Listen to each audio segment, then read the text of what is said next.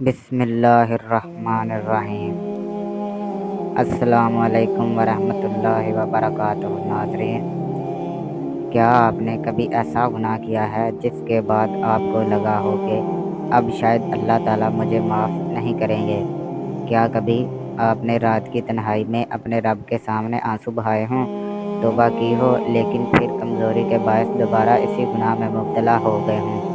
اگر ہاں تو آج کی یہ ایمان افروز داستان آپ کے دل کو ہلا کر رکھ دے گی۔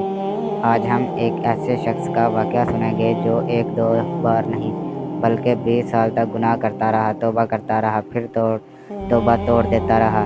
لوگ شاید اسے ناکام سمجھتے ہوں، لیکن جب اس نے اپنے رب کے سامنے چند ایسے الفاظ کہے جن میں سچی ندامت، عاجزی اور امید چھپی ہوئی تھی، تو اللہ تعالیٰ کی رحمت جوش میں آ گئی۔ یہ واقعہ ہمیں بتاتا ہے کہ بندہ کتنا ہی گناہگار کیوں نہ ہو، اگر اس کے دل میں اپنے رب کی طرف لوٹنے کی تڑپ باقی ہے تو رحمت الہی کے دروازے کبھی بند نہیں ہوتے۔ ناظرین، آج کی ویڈیو کے آخر میں آپ کو ایسا سبق سنیں گے جو شاید آپ کی زندگی بدل دے، آپ کی ٹوٹی ہوئی امیدوں کو دوبارہ زندہ کر دے اور آپ کو اللہ تعالیٰ کی رحمت پر پہلے سے زیادہ یقین عطا کر دے۔ اس لیے گزارش ہے کہ ویڈیو کو آخر تک ضرور دیکھے گا، کیونکہ اس واقعے کا آخری حصہ دل کو رلا دینے والا ہے اور ایمان کو تازگی دینے والا ہے۔ اگر آپ کو دینی اور ایمان افروز واقعات پسند ہیں تو ویڈیو کو لائک کیجیے، اپنی قیمتی تاثرات کمنٹ میں ضرور لکھیے اور ایسے مزید روح فروز واقعات سننے کے لیے ہمارے چینل کو سبسکرائب کر کے بیل آئیکن بھی دبا دیجیے۔ آئیے اب شروع کرتے ہیں ایک ایسے گناہگار کی حیرت انگیز داستان جسے سن کر جسے اپنی کمزوری کے باوجود اللہ تعالیٰ کی رحمت نے اپنی آغوش میں لے لیا۔ آج ہم ایک ایسے شخص کا واقعہ سنیں گے جو بار بار گناہ کرتا رہا، بار بار توبہ کرتا تھا، پھر بھی کمزوری کا شکار ہو کر اپنی توبہ توڑ دیتا تھا۔ بظاہر لوگ اسے ناکام سمجھتے تھے، لیکن اللہ تعالیٰ کے ہاں اس کا معاملہ کچھ اور تھا۔ حضرت موسیٰ علیہ السلام کے زمانے میں ایک شخص ایسا تھا جو اپنے نفس اور خواہشات سے مسلسل جنگ لڑ رہا تھا۔ جب بھی اسے اپنے گناہوں کا احساس ہوتا، وہ سچے دل سے توبہ کرتا، اللہ کے حضور روتا، معافی مانگتا، لیکن کچھ عرصے بعد پھر لغزش کا شکار ہو جاتا، پھر نادم ہوتا، پھر توبہ کرتا، پھر گر جاتا۔ یہ کیفیت ایک دو دن، ایک دو سال نہیں بلکہ پورے 20 سال تک جاری رہی۔ 20 سال تک وہ گناہ اور توبہ کے درمیان جوجھتا رہا۔ ایک طرف اس کی کمزوری تھی اور دوسری طرف اس کے دل میں اللہ تعالیٰ کی محبت اور خوف زندہ تھا۔ یہاں ایک بہت اہم بات سمجھنے کی ہے۔ بہت سے لوگ جب بار بار گناہ کرتے ہیں تو شیطان انہیں احساس دلاتا ہے کہ اب تمہاری توبہ قبول نہیں ہوگی، اب تم اللہ کی رحمت سے مستحق نہیں رہے، لیکن حقیقت یہ ہے کہ جب انسان کے دل میں ندامت موجود ہے اور وہ اللہ کی طرف رجوع کرتا رہتا ہے تو تب امید کا دروازہ بند نہیں ہوتا۔ اس شخص کی زندگی میں بھی ایک ایسا وقت آیا جب اللہ تعالیٰ نے حضرت موسیٰ علیہ السلام کی طرف وحی فرمائی کہ میرے اس بندے سے کہہ دو کہ میں تجھ سے ناراض ہوں۔ جب یہ پیغام اس شخص تک پہنچا تو اس پر غم کا پہاڑ ٹوٹ پڑا۔ اس نے یہ نہیں کہا کہ اب میں گناہوں میں اور بڑھ جاؤں، اس نے یہ نہیں کہا کہ اب میرے لیے کوئی امید باقی نہیں رہی، بلکہ وہ تنہائی کی طرف نکل گیا۔ وہ جنگل میں چلا گیا جہاں نہ کوئی انسان تھا اور نہ کوئی سہارا۔ وہاں پہنچ کر اس نے اللہ تعالیٰ کی بارگاہ میں ایسی عاجزانہ اور محبت بھری گفتگو کی جو اس کے دل کی گہرائیوں سے نکلی تھی۔ اس نے عرض کیا، اے میرے رب، کیا تیری رحمت کم ہو گئی یا میرے گناہوں سے تجھے نقصان پہنچا دیا؟ یہ الفاظ دراصل اللہ تعالیٰ کی بے نیاز ذات کا اعتراف تھے۔ بندے کے گناہ اللہ کو کوئی نقصان نہیں پہنچا سکتے اور بندے کی نیکی اللہ کو کوئی فائدہ نہیں پہنچا سکتی۔ سب فائدہ اور نقصان خود بندے کا ہے۔ پھر اس نے عرض کیا، اے میرے رب، کیا تیرے خزانے ختم ہو گئے ہیں؟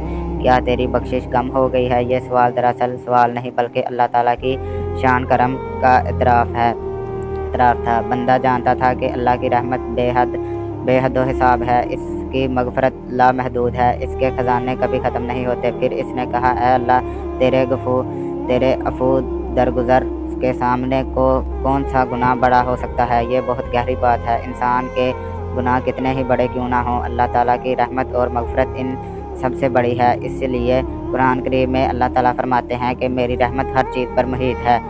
اس شخص نے مزید عرض کیا، تو کریم ہے اور میں بخیل ہوں، کیا میری کمزوری اور بخل تیرے کرم پر غالب آ سکتا ہے؟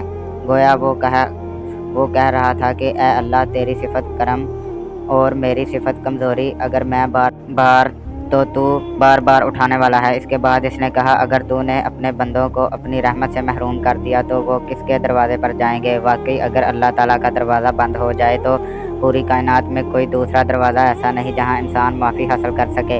हर दरवाज़ा बंद हो सकता है मगर अल्लाह की रहमत का दरवाज़ा बंद नहीं होता। फिर इसने कहा, अगर तूने धुतकार दिया तो हम कहाँ जाएंगे। ये एक बंदे की बेबसी का इजहार था। बंदे के पास अल्लाह के सिवा कोई पनाहगाह नहीं। इंसान दुनिया भर में भटक सकता है लेकिन आखिरकार इसे अपने रब ही की तरफ लौटना होता है। इस दुआ के आखिर में इसने इंतहाई सोहबत और दर्द के साथ अर्ज़ किया, अगर मेरे लिए अज़ाब ही मुकद्दर है तो तमाम गुनाहगारों का अज़ाब मुझे दे दे। मैं इन पर अपनी जान कुर्बान करता हूँ। ये अल्फाज इसके दिल की आज़ी मोहब्बत और इखलास को ज़ाहिर करते थे। वो अपनी ज़ात को भूल कर दूसरों के लिए खैर चाह रहा था। रवायत में आता है कि इसके बाद अल्लाह ताला ने हज़रत मूसा अलैहिस्सलाम से फरमाया, जाओ और मेरे बंदे से कह दो, तूने मेरे अफ़ो दरगुजर की रहमत की हकीकत को पहचान लिया। अगर तेरे गुनाहों से ज़मीन भर जाए तब भी मैं तुझे बख्श दूंगा। नाज़रीन, इस वाक़े का सबसे बड़ा सबक ये है कि गुनाह से ज़्यादा ख़तरनाक चीज़ मायूसी है। गुनाह करने वाला इंसान तौबा कर सकता है लेकिन जो अल्लाह की रहमत से मायूस हो जाए वो तौबा का रास्ता ही छोड़ देता है। शैतान की सबसे बड़ी कामयाबी ये है कि इंसान से गुनाह करवा दे, बल्कि ये है कि गुनाह के बाद इसे अल्लाह की रहमत से नाउम्मीद कर दे। अगर आपसे गलतियां हुई हैं तो अगर आप बार बार करते हैं, अगर आपकी तौबा बार बार टूट जाती है तब भी अल्लाह ताला का दरवाज़ा खुला है। हर नई तौबा एक नई शुरुआत हो सकती है। अल्लाह ताला हमें सच्ची तौबा, अपने ऊपर कामिल भरोसा और अपनी रहमत से कभी नाउम्मीद ना होने की तौफीक अता फरमाए। आमीन या रब्बुल आलमीन।